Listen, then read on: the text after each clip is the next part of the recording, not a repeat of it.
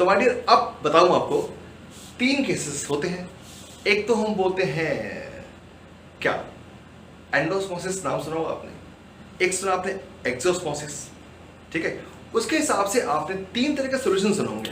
पहला hypertonic, hypertonic.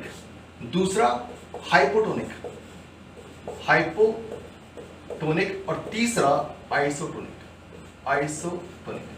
तो तीन तरह के सॉल्यूशन आपको मिलते हैं, एक तो हाइपरटोनिक, एक हाइपोटोनिक और एक आइसोटोनिक। अब हाइपर किसको बोलते हैं, हाइपो किसको बोलते हैं और आइसो किसको बोलते हैं, ध्यान सुनना बच्चे।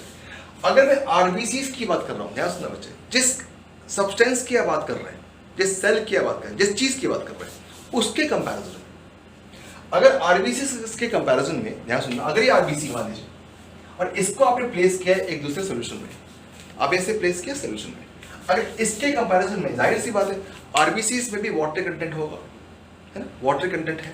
और इसके बाहर भी आपने जो कंटेंट है वो भी वाटर है मान लीजिए, ठीक है। और इसमें भी कुछ सॉल्ट कंसंट्रेशन होगा, भाई कुछ भी सब्सटेंसेस होंगे, ठीक है। तो यहाँ भी सॉल्ट होगा और यहाँ भी कुछ सॉल्ट ही कंटेंट होगा। तो सॉल्ट कंटेंट यहाँ भी है एंड सॉल्ट कंटेंट यहाँ भी होगा, ठीक है। तो उसकी वजह से उसका एक पोटेंशियल जनरेट होगा, इसे बोलते हैं ऑस्मोटिक पोटेंशियल। क्या बोलते हैं, ऑस्मोटिक पोटेंशियल, ठीक है।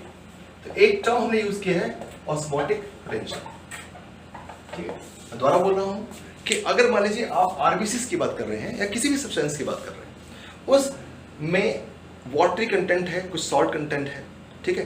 वो जो वाटरी कंटेंट है, जो सॉल्ट कंटेंट है, वो सब मिला के एक फिजिकल प्रॉपर्टी वो बनाएगा जिसे आप बोलते हैं ऑस्मोटिक पोटेंशियल, ठीक है, राइट। और इसी तरह से उसके बाहर भी कुछ हमारा सोल्यूशन है, उसके पास भी वाटर कंटेंट है, सॉल्ट कंटेंट है, तो उसका भी कुछ ऑस्मोटिक पोटेंशियल होगा।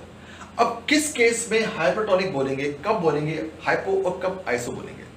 अगर मान लीजिए, ध्यान सुनना, ध्यान सुनना, अगर मान लीजिए, सॉरी, अगर मान लीजिए लिक्विड यहां मूव करता हुआ आपको दिखाई दे रहा है, अगर लिक्विड बाहर से अंदर मूव कर गया, ध्यान सुनना, अगर लिक्विड बाहर से अंदर मूव किया तो अंदर वाला था आपका हाइपरटोनिक, ठीक है, और बाहर वाला आप बोलोगे हाइपोटोनिक। तो हम सिर्फ बाहर वाले की बात कर लेते हैं। तो अगर बाहर से अंदर लिक्विड मूव कर गया तो बाहर का जो आपका लिक्विड था, सॉल्यूशन था, वो हाइपोटोनिक था as compared to this one. और अगर वो अंदर से बाहर आ गया तो कैसा था, हाइपरटोनिक, है ना। तो अगर बाहर से, अगर मान लीजिए यहां से यहां पे अंदर जा रहा है इसके अंदर, तो उसे क्या बोलेंगे आप कि भाई ये जो सॉल्यूशन है वो हाइपोटोनिक था। और अगर मान लीजिए यहां से बाहर आ रहा है तो जो बाहर सॉल्यूशन था वो कैसा था, हाइपोटोनिक। मैं दोबारा बोल रहा हूं, मैं सिर्फ बात कर रहा हूं in terms of the solution outside the RBC, उसकी बात कर रहे हैं। तो तीन तरह की पॉसिबिलिटी है। अगर कंटेंट अगर आरबीसी में घुस गया तो बाहर जो था वो आपका था हाइपोटोनिक, आरबीसी से बाहर निकाल दिया तो जो बाहर था वो था हाइपरटोनिक, और ना अंदर गया ना बाहर गया, तो तब वो जो सॉल्यूशन था वो कैसा था, आइसोटोनिक, ठीक।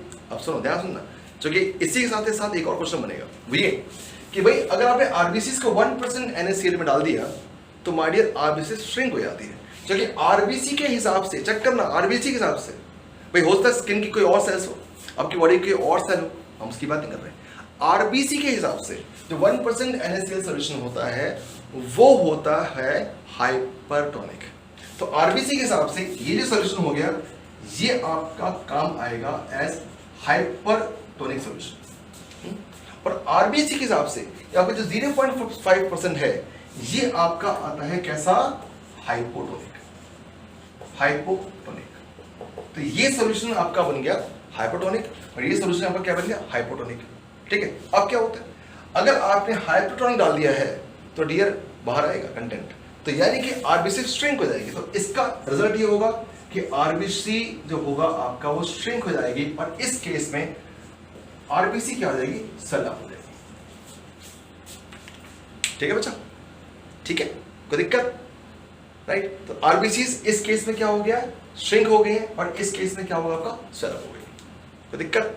अब आई रिपीट, एक बार बात कर लेते हैं कि ये जो सोल्यूशन था आरबीसी के हिसाब से कैसा हुआ, हाइपरटोनिक 1%।